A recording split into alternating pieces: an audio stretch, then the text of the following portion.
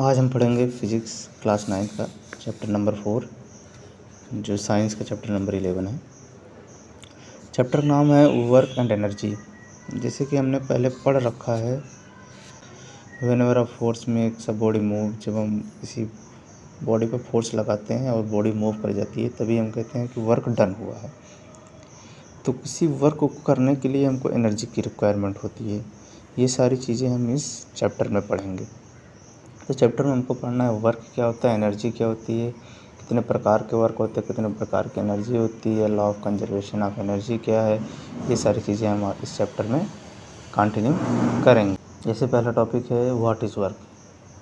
तो वर्क होता क्या है, जैसे अभी हमने बताया कि हम लोग पिछले चैप्टर में पढ़ रखा है कि जब कोई बॉडी फोर्स लगाता है और मूव करती है वो बॉडी, तो हम कहते हैं कि वर्क हुआ है।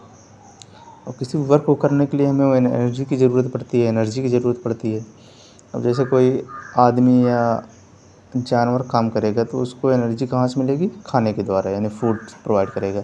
अब कोई मशीन वर्क करेगी तो उसको फ्यूल से मिलेगा, पेट्रोल, डीजल, सीएनजी एक्सेट्रा से मिलेगा। हम वर्क करेंगे उतने ही उसी अमाउंट में हम एनर्जी को भी यूज़ करते हैं। तो जैसे अगर मान लीजिए आप अपने सर पे कुछ सामान लेके खड़े हैं और आप थक गए, जैसे इस पिक्चर में दिखाया जा रहा है, आपने अपने सामान सर पे कुछ सामान लेके काफ़ी देर से आप खड़े हैं और आप जो है थक गए हैं, एकदम पसीने होने लगे आपको, बहुत ज़्यादा आप थक गए। तो क्या ये वर्क हुआ है? दूसरे सिचुएशन आता है, मान लीजिए एक ये चट्टान है, आप इस पे धक्का दे रहे हैं, या दीवार है, आप इस पे धक्का दे रहे हैं और ये दीवार तनिक भी हिल नहीं रही है, थोड़ा भी मूवमेंट नहीं हो रहा है, तो क्या ये वर्क कर रहा है? क्या आप वर्क कर रहे हैं फिजिक्स की भाषा में? इसी सब क्वेश्चन का हम जवाब इस चैप्टर में जानेंगे। तो जैसे अब हम पूछते हैं वर्क होता क्या है। अभी तो हमने आपको 2-3 केस बताया, और एक केस और आप सुनिए। जैसे हम लोग पढ़ रहे हैं, तो हम लोग पढ़ रहे हैं, पढ़ते पढ़ते थक गए, आप लिख रहे हैं, लिखते लिखते थक गए, क्या ये वर्क हुआ? इसका जवाब आप कमेंट में बताइएगा। तो वर्क को हम कैसे डिफ़ाइन करेंगे? जो आम तौर पे वर्क होता है, यानी ऑर्डिनरी भाषा में हम वर्क को क्या कहते हैं, जिससे कोई फिजिकल या मेंटल एक्टिविटी हो रही है तो हम कहेंगे ये वर्क हुआ है। लेकिन फिजिक्स में कैसे इसको डिफ़ाइन करते हैं? फिजिक्स में एक ही मीनिंग होती है वर्क की। क्या होती है? Work is done when a force produce motion. इसका मतलब क्या है? वर्क तभी माना जाएगा जब आप फोर्स लगा रहे हैं और वो फोर्स के ज़रिए मोशन प्रोड्यूस हो रहा है, मोशन हो रहा है, तभी हम कहेंगे कि वर्क हुआ है। जैसे आप सीढ़ी पे चढ़ रहे हैं, you are climbing on the stairs of the house. आप सीढ़ी पे चढ़ रहे हैं तो आप काम कर रहे हैं। A horse pulling the cart is also doing work. घोड़ा गाड़ी को खींच रहा है, तो घोड़ा क्या कर रहा है? काम कर रहा है। कौन सा काम कर रहा है? गाड़ी को खींचने का काम कर रहा है। तो हम फिजिक्स की भाषा में क्या कह सकते हैं कि वर्क तब होगा, फोर्स जो है मोशन प्रोड्यूस करेगा। जो वर्क डन होता है किसी फोर्स के द्वारा वो किसी बॉडी पे, वो 2 ही कंडीशन पे डिपेंड करता है, यानी 2 condition need to be satisfied for work to be done. 2 condition कौन कौन सी है? पहली कंडीशन है force should act on an object. पहली कंडीशन कह रहा है कि फोर्स एक्ट होना चाहिए, यानी मैग्नीट्यूड ऑफ फोर्स होना चाहिए। फोर्स का कुछ ना कुछ मैग्नीट्यूड होना चाहिए, कुछ ना कुछ फोर्स लगना चाहिए। पहली कंडीशन हो गई। दूसरी कंडीशन कह रहा है ऑब्जेक्ट मस्ट बी डिस्प्लेस्ड। दूसरी कंडीशन कह रहा है अगर फोर्स लग रहा है, अगर फोर्स लग रहा है तो बॉडी को डिस्प्लेस करना ही पड़ेगा, मस्ट है, उसको करना ही पड़ेगा, तभी जाके आपको वर्क डन होगा। तो हम वर्क को कैसे डिफ़ाइन करेंगे? अभी जितना हम लोगों ने पढ़ा इस हिसाब से हम वर्क को कैसे डिफ़ाइन कर सकते हैं? जितना भी हमने ये सब पढ़ा है इस हिसाब से वर्क को कैसे डिफ़ाइन करेंगे? वर्क को हम ऐसे डिफ़ाइन करेंगे, कोई बॉडी मूव कर रही है, जैसे ये बॉडी है, हमने इस पर फोर्स लगाया, ये इनिशियल पोजीशन इसकी यहाँ थी, अब फोर्स लगाया मैंने, ये मोशन किया, कितना मोशन किया? एस डिस्टेंस को, तभी ये फाइनल पोजीशन पहुँचा। तो पहला कंडीशन कहता है कि force act on a body, इस पर फोर्स एक्ट होना चाहिए, फोर्स एक्ट हुआ। दूसरा क्या? Object must be displace, object displace भी हो गया, कितना डिस्टेंस? S distance. तो हम क्या कह सकते हैं? Work done in moving a body is equal to the, किसके इक्वल होगा? Product of force exerted on the body and the distance moved by the body in the direction of force. Force की direction में ही move करनी चाहिए। Condition ये भी है। वर्क को कैसे डिफाइन करेंगे? Work done in moving a body is equal to, किसके इक्वल टू है? Product of force exerted on the body and the distance moved by body in the direction of force. Direction of force में ही वो क्या करना चाहिए? Move करना चाहिए। Product of exerted, force exerted on the body and the distance moved in the direction of force. Force के direction में जो मूव कर रहा है बॉडी, तो ही ये किया जाएगा। तो हम मैथमेटिकली कैसे कर सकते हैं, इसको डिफाइन कर सकते हैं? Work is equal to force into distance. Work को W से डिनोट करते हैं और फोर्स को F से और डिस्टेंस को S से। तो कई किताबों में लिखा होगा, आप जिस किताब में पढ़ रहे होंगे या अलग अलग किताबों में लिखा है कि डिस्टेंस के स्थान पर डिस्प्लेसमेंट लिखा है कि work done in moving a body is equal to the product of force and the displacement of the body in the direction of force. तो डिस्प्लेसमेंट लिखा है, कहीं डिस्टेंस लिखा है, तो दोनों चीज़ें सेम हैं, इससे कंफ्यूज नहीं होंगे आप। दोनों चीज़ें का कहना का एक ही समरी है कि कुछ ना कुछ मूवमेंट होना चाहिए। तो ये चीज़ें, कहीं डिस्टेंस लिखा है, कहीं डिस्प्लेसमेंट लिखा है, तो इससे कंफ्यूज नहीं होंगे। दो को दोनों चीज़ें सही हैं। जब कोई बॉडी ग्राउंड पे मूव करती है फोर्स लगाने के बाद, तो उसके अगेंस्ट भी एक फोर्स लगता है जिसको हम फ्रिक्शन कहते हैं। इसको हमने पिछले क्लासेस में पढ़ रखा है। तो फ्रिक्शन के कारण क्या होता है? ऑब्जेक्ट की स्पीड धीमी होती चली जाती है और एक स्थान पर आके वो रुक जाता है। तो ये जो डिस्टेंस लिखा है, कहीं कहीं किताबें यहाँ डिस्प्लेसमेंट लिखा होगा, उससे कंफ्यूज नहीं होना है। ठीक है, तो आगे देखते हैं इसकी यूनिट क्या है। Unit of work. अभी हमने देखा कि वर्क को हम कैसे डिफाइन करते हैं। वर्क को कैसे डिफाइन करते हैं? W बराबर फोर्स इंटू डिस्प्लेसमेंट था। फोर्स की यूनिट क्या होती है? फोर्स की यूनिट बताइए क्या होती है? फोर्स की यूनिट होती है न्यूटन।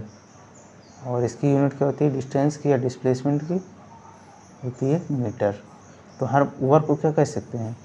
वर्क की यूनिट को हम क्या कह सकते हैं? Newton metre. तो न्यूटन मीटर क्या हो गई? वर्क की यूनिट हो गई। और एक न्यूटन मीटर क्या होता है? एक जूल के बराबर होता है। इसको हम एक जूल कहें या एक न्यूटन मीटर कहें, दोनों चीज़ें बराबर हैं। ठीक है, तो एक जूल क्या होता है? When a force of 1 newton is moved a body through a distance of 1 metre. जब फोर्स लगाएं 1 न्यूटन की और बॉडी क्या करे? मूव कर जाए। कितनी मूव कर जाए?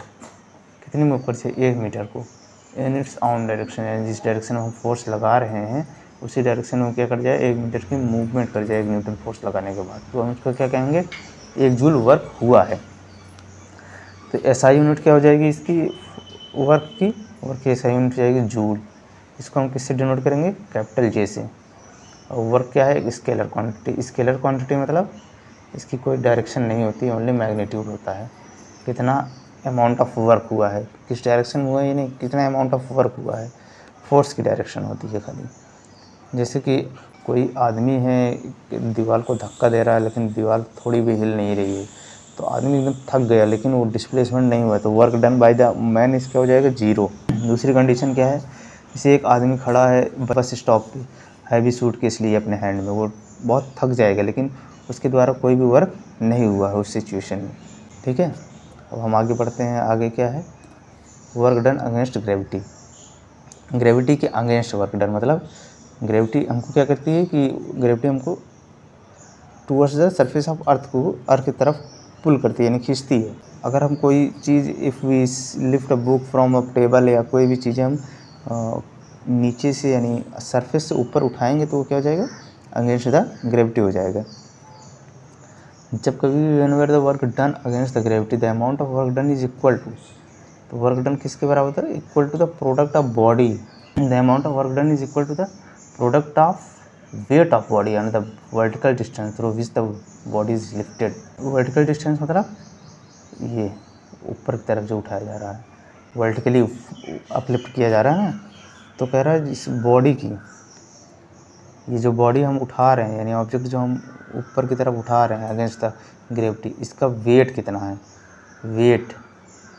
वेट कितना है इसका, और कितना ये डिस्टेंस को यानी ऊपर की साइड कितनी डिस्टेंस ये कवर कर रहा है, इसका प्रोडक्ट होता है। वेट होता है मास इनटू ग्रेविटी। तो हम क्या कह सकते हैं? Work done equal to weight of body into vertical distance का वर्ड, तो हम क्या कर सकते हैं, W बराबर mgh।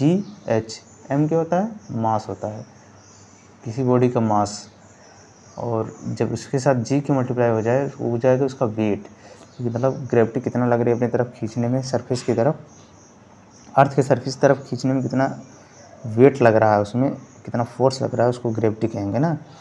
तो मास और ग्रेविटी के जब हम मल्टीप्लाई करेंगे तो वो वेट में आ जाएगा। जैसे आप किसी सीढ़ी पे चढ़ रहे हैं तो आप अगेंस्ट द ग्रेविटी काम कर रहे हैं ना, आप सीढ़ी से ऊपर चढ़ते चले जा रहे हैं किसी एक हाइट पे, तो आप अगेंस्ट कर रहे हैं किसी। Work done by force acting obliquely, obliquely मतलब किसी एक एंगल पे जब हम फोर्स लगाएं, उस एंगल पे जब वर्क डन होगा तो उसको हम कहेंगे ऑब्लिकली। जैसे आप बचपन में ऐसे गाड़ी लेके खींचते थे आप एक धागे से बांध के, थ्रेड से, उसको हम क्या कहेंगे, ऑब्लिकली कहेंगे। जब कोई चिल्ड्रन पुल करता था टॉय कार को with the string attach to it, the car moved horizontally on the ground but the force applied by the child in the along the string held in his hand making some angle with the ground. इसमें देखिए ये जो लड़का है छोटा, ये जो छोटा बच्चा है, ये इस डायरेक्शन में फोर्स लगा रहा है, एक एंगल पे लगा रहा है, लेकिन मूवमेंट किस डायरेक्शन हो रही है, इस डायरेक्शन हो रही है, यानी एक एंगल बन रहा है इस पर। जब कोई फोर्स यानी वर्क किसी एक एंगल पर होगा तो उसको क्या कहेंगे, ऑब्लिकली कहेंगे। In many cases the movement of body is at angle of direction of applied force, in such cases we can not use the formula. इस केस में इस फार्मूले का यूज़ नहीं करेंगे, क्योंकि डिस्प्लेसमेंट तो सामने हो रहा है, यानी हॉरिजॉन्टल हो रहा है, और फोर्स लग रहा है किसी एक एंगल पे, तो इसमें हम ये वाला फार्मूला यूज़ नहीं कर सकते। To calculate the work done because the distance moved S is not in the same direction of the force applied. वही कह रहे हैं कि सेम डायरेक्शन में फोर्स अप्लाई नहीं हो रहा और मूवमेंट अलग डायरेक्शन में हो रहा है, इसलिए ये वाला फार्मूला हम यूज़ नहीं कर सकते। अगला क्या है, the work done in pulling the body will be equal to the product of horizontal, product of क्या, horizontal component of the force and the distance moved by the body. Horizontal component यानी cos theta, force and distance moved by the, यानी work done हम क्या कह सकते हैं, force into horizontal component into distance. अगर हम किसी एंगल पे दे रखा है तो हम उसको निकालने के लिए, यानी उसमें वर्क डन कितना हो रहा है उसको जानने के लिए हम क्या यूज़ करेंगे, W equal to F cos theta into S. जो थीटा क्या होता है, theta is the angle between the direction of motion of the body and the direction of force applied. Direction of motion of body और force applied, यानी ये जो movement इस side हो रही है और इस साइड, इन दोनों के बीच में जो ये है, इसको ही हम कहेंगे थीटा, यानी जो एंगल दे रखा है कॉस थीटा जो दे रखा है। अच्छा, जब कोई बॉडी का जो मूवमेंट है, जब कोई बॉडी का मूवमेंट अगर इस तरह हो, यानी राइट एंगल पे हो, राइट एंगल पे हो मतलब फोर्स इस ऐसे लग रहा हो, मूवमेंट ऐसा हो रहा हो, तो वो कितना वर्क करेगा। जैसे कि आप कहीं, अभी जो शुरू में हमने एग्जांपल लिया है कि आप सर पे अपने बहुत भारी सामान लिए, आप थक गए, पूरी एनर्जी आपकी यूज़ हो गई है, लेकिन आप वर्क नहीं किए हैं। कैसे नहीं किए हैं, क्योंकि जब आप cos 90 की वैल्यू रखेंगे, यहाँ पे cos 90 की वैल्यू जब रखेंगे, क्योंकि ये एंगल कितना बन रहा है 90 डिग्री, जब cos 90 की वैल्यू रखेंगे तो ये हो जाएगा आपका 0, तो ये पूरा वर्क डन कितना हो जाएगा, 0 हो जाएगा। तो अगर कोई चीज़ 90 डिग्री पे है तो वर्क क्या कर रही है, 0 के बराबर वर्क कर रही है। और when our displacement of body is perpendicular, यानी at the 90 degree to the direction of force, no work is done. इसको आप नोट कर लीजिए ना, when a displacement of body is perpendicular to the direction of force, no work is done. Example के लिए आप यही लिखेंगे कि a man carrying suitcase exactly horizontally does no work in respect to the gravity. अब एक case और आता है, वो केस क्या है, वो केस है जब आप किसी चीज़ सर्कुलर मोशन मान लीजिए कर रहा है, सर्कुलर मोशन कर रहा है, तब इसमें वर्क कितना होगा, ये वर्क कितना वर्क डन होगा, इसमें क्या क्या होगा आप बता सकते हैं। जैसे to keep a body moving the circular there must be force acting on it directed toward the centre. इस पर फोर्स लगेगा तो वो सेंटर की तरफ लगेगा ना, this force is called centrifugal force. तो इसको हम क्या कहते हैं, सेंट्रीफ्यूगल फोर्स कहते हैं। Work done on body moving in circular path is also 0। वो कैसे होगा, because when a body moves in a circular path then the centrifugal force act along the radius of circle and it is right angle to the motion of the body. ये किसी क्या हो जाएगा, ये right angle हो जाएगा किसके साथ, सेंटर ऑफ बॉडी के साथ। ये देखिए ऐसे मूव कर रहा है ना, तो हर जगह ये राइट एंगल बना रहा है, इसलिए ये भी यहाँ भी वर्क डन कितना हो जाएगा, 0 हो जाएगा। तो क्या कह सकते हैं, the work done in a case of earth moving around the sun is 0, the work done in case of satellite moving around the earth is also 0। यानी दोनों केसेस में वर्क क्या हो रहा है, 0 हो रहा है। जो आपकी अर्थ मूव कर रही है सन के अराउंड वो भी 0 वर्क हो रहा है, सैटेलाइट जो मूव कर रही है अर्थ के अराउंड वो भी 0 हो रहा है। ये सब वर्क क्या हो रहे हैं, 0 हो रहे हैं। अब तीसरा केस आता है जब हम किसी अपोजिट डायरेक्शन में वर्क हो रहा है। अपोजिट डायरेक्शन मतलब होता है, ये देखिए आपको बताता हूँ, जैसे अपोजिट डायरेक्शन मतलब मैंने इस साइड आपने फोर्स लगाया, अब मूवमेंट हो रही है इस साइड, यानी एंगल कितना बन रहा है इसमें, एंगल कितना बन रहा है इसमें, एंगल कितना बन रहा है, 180 डिग्री बन रहा है। अपोजिट डायरेक्शन मूवमेंट हो रही ना, जैसे कि आपने फुटबॉल को अपने पैर से किक किया और जो है वो जाते जाते धीरे धीरे जाके फ्रिक्शन के कारण फ्रिक्शन इस साइड लग रहा है, अब मूवमेंट इस साइड हो रही है, तो ये दोनों अपोजिट है ना, तो धीरे धीरे जाके ये स्लो हो जाएगा। तो इसका एंगल कितना बन रहा है, 180 बन रहा है, और कॉस 180 की वैल्यू कितनी होती है, -1 होती है। तो इस केस में क्या हो जाएगा, W बराबर क्या हो जाएगा, माइनस W बराबर -F × S।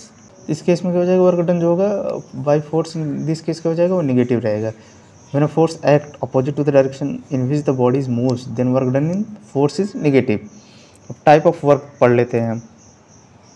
वर्क कितने प्रकार हो सकते हैं, आप सोचिए वर्क कितने प्रकार हो सकते हैं। अभी इतना एग्जांपल हमने दिया, इतने केसेस हमने पढ़े, उस हिसाब से आप क्या बता सकते हैं वर्क कितने प्रकार हो सकते हैं। वर्क 3 ही प्रकार हो सकते हैं, एक पॉजिटिव हो सकता है, नेगेटिव हो सकता है, 0 हो सकता है। पॉजिटिव कब होगा, पॉजिटिव कब होगा, जैसे आपने फोर्स लगाया, आपने क्या किया, फोर्स लगाया और ये बॉडी क्या कर गई, आगे मूव कर गई। आपने फोर्स आगे लगाया, बॉडी क्या की, आगे मूव की। आपने फोर्स आगे लगाया, बॉडी क्या की, आगे मूव की। आपने फोर्स आगे लगाया, बॉडी क्या की, आगे मूव की। आपने फोर्स आगे लगाया, बॉडी क्या की, आगे मूव की। इस केस में क्या हो जाएगा, पॉजिटिव वर्क हो गया। क्या कह रहा है, when force act on the direction of motion of the body, force किस डायरेक्शन में एक्ट करे, जिस डायरेक्शन में मोशन हो रहा है बॉडी को, उसको हम क्या कहेंगे, पॉजिटिव वर्क कहेंगे। इसमें क्या होता है, force increases the speed of the body. आप फुटबॉल को किक किए, आपने उसी डायरेक्शन में किक किया जिस डायरेक्शन में मूवमेंट हो रहा है, तो क्या होगा, फुटबॉल की स्पीड क्या हो जाएगी, स्पीड क्या हो जाएगी, इंक्रीज कर जाएगी। तो क्या हो जाएगा, पॉजिटिव वर्क हो जाएगा। अब इस फिगर के द्वारा समझिएगा नेगेटिव वर्क के बारे में। जैसे आपने फोर्स लगाया उल्टा, यानी इस साइड फोर्स लगाया आपने, मूवमेंट हो रही इस साइड, फोर्स लगाया इस साइड, मूवमेंट हो रही इस साइड, फोर्स लगाया इस साइड, मूवमेंट हो रही इस साइड, फोर्स लगाया इस साइड, मूवमेंट हो रही इस साइड, फोर्स लगाया इस साइड, मूवमेंट हो रही इस साइड। यानी दोनों चीज़ें एक दूसरे के अपोजिट हैं, दोनों चीज़ें एक दूसरे के अपोजिट हैं, मतलब ये नेगेटिव वर्क हो रहा है। When a force act opposite to the direction of, क्या कह रहा है, opposite to the direction of motion of body, body move कर रही है इस साइड, बॉडी मूव कर रही है इस साइड, बॉडी मूव कर रही है इस साइड, फोर्स लगा रहे हैं इस साइड, बॉडी मूव कर रही है इस साइड, फोर्स लगा रहे हैं इस साइड, दोनों चीज़ें एक दूसरे के अपोजिट हैं। क्या हो गया, नेगेटिव वर्क हो गया। नेगेटिव वर्क में क्या होता है, फोर्स डिक्रीजेज द, फोर्स क्या करेगा, decrease the speed of the body, body की स्पीड को क्या करेगा, डिक्रीज करेगा। जैसे आपने पैर से मार दिया, किक कर दिया फुटबॉल को, तो थोड़ी दूर जाने के बाद ग्राउंड पे धीरे धीरे स्लो होने लगती है। स्लो क्यों होती है, क्योंकि उसके अगेंस्ट एक फ्रिक्शन लगता है। ये फ्रिक्शन इस साइड लग रहा है, फुटबॉल की मूवमेंट इस साइड हो रही है, फ्रिक्शन इस साइड लग रहा है, फुटबॉल की मूवमेंट इस साइड हो रही है, फ्रिक्शन इस साइड लग रहा है, फुटबॉल की मूवमेंट इस साइड हो रही है। दोनों एक दूसरे के अपोजिट हैं। स्पीड क्या हो रही है, धीमे हो रही है, धीरे धीरे जाके एक समय पे आके फुटबॉल रुक जाएगा। तो ये क्या हो गया, नेगेटिव वर्क हो गया। तीसरा क्या है, जीरो वर्क। जीरो वर्क कब कहेंगे, जब किसी चीज़ को एक राइट एंगल पे हम क्या करेंगे, लिफ्ट करेंगे। राइट एंगल पे लिफ्ट करेंगे या सर्कुलर पाथ में मूवमेंट हो रही है, सर्कुलर पाथ में मूवमेंट हो रही है। When force act at the right angle to the direction of motion, motion के डायरेक्शन में राइट एंगल पे काम कर रहा है। जैसे ये बंदा पावर लिफ्टर है, इसने बहुत ताकत लगा कर बहुत सारी फोर्स लगाया और इन्होंने इस बार को उठा लिया है। लेकिन ये फिजिक्स के अकॉर्डिंग टू फिजिक्स ये कोई भी वर्क अभी तक नहीं किए हैं, इन्होंने जीरो वर्क किया है। क्यों, क्योंकि ये राइट एंगल पे है, परपेंडिकुलर है, जिस डायरेक्शन में मूवमेंट कर रहे थे, फोर्स लगाया इन्होंने इसके डायरेक्शन में परपेंडिकुलर है। इसलिए ये जीरो वर्क कर रहे हैं। Zero work done has no effect on the speed of body. इस पर कोई इफेक्ट नहीं होता स्पीड ऑफ बॉडी का, ना धीम करेगा ना तेज़ करेगा, क्योंकि ये वर्क ही जीरो कर रहा है। ठीक है, तो वर्क के बारे में इसके बाद हम एनर्जी के बारे में पढ़ेंगे। उससे पहले आपको कुछ हम सवाल दे रहे हैं न्यूमेरिकल, इसके बारे में आप लोग ज़रूर सॉल्व करिएगा। इसको मैं थोड़ा थोड़ा एक्सप्लेन भी कर दे रहा हूँ। इसमें कह रहा क्या, इससे पहले क्वेश्चन क्या कह रहा है, कह रहा फोर्स ऑफ 7 न्यूटन, फोर्स दे रखा है हमको 7 न्यूटन एक्ट कर रहा है किसी ऑब्जेक्ट पे, और डिस्प्लेसमेंट कह रहा है 8 मीटर। न्यूमेरिकल में सबसे पहले क्या हमको देखना है कि सबसे पहले क्वेश्चन पढ़ना है कि फोर्स हमको दे रखा है, क्या क्या चीज़ें हमको दे रखी है, सबसे पहले ये देखना है। जैसे हमको दे रखा फोर्स दे रखा है, डिस्प्लेसमेंट दे रखा है, in the direction of force, obvious सी बात है डायरेक्शन ऑफ फोर्स में होगा तभी पॉजिटिव होगा। और कह रहा है let us take it at the force acting on the object through the displacement, what is work done in this case. ठीक है, तो डिस्प्लेसमेंट के द्वारा हो रहा है, ये देखिए यहाँ पे लिख दिया डिस्प्लेसमेंट के द्वारा हो रहा है। ठीक है, तो यहाँ डिस्प्लेसमेंट और डिस्टेंस उससे कोई आपको दिक्कत होनी नहीं चाहिए।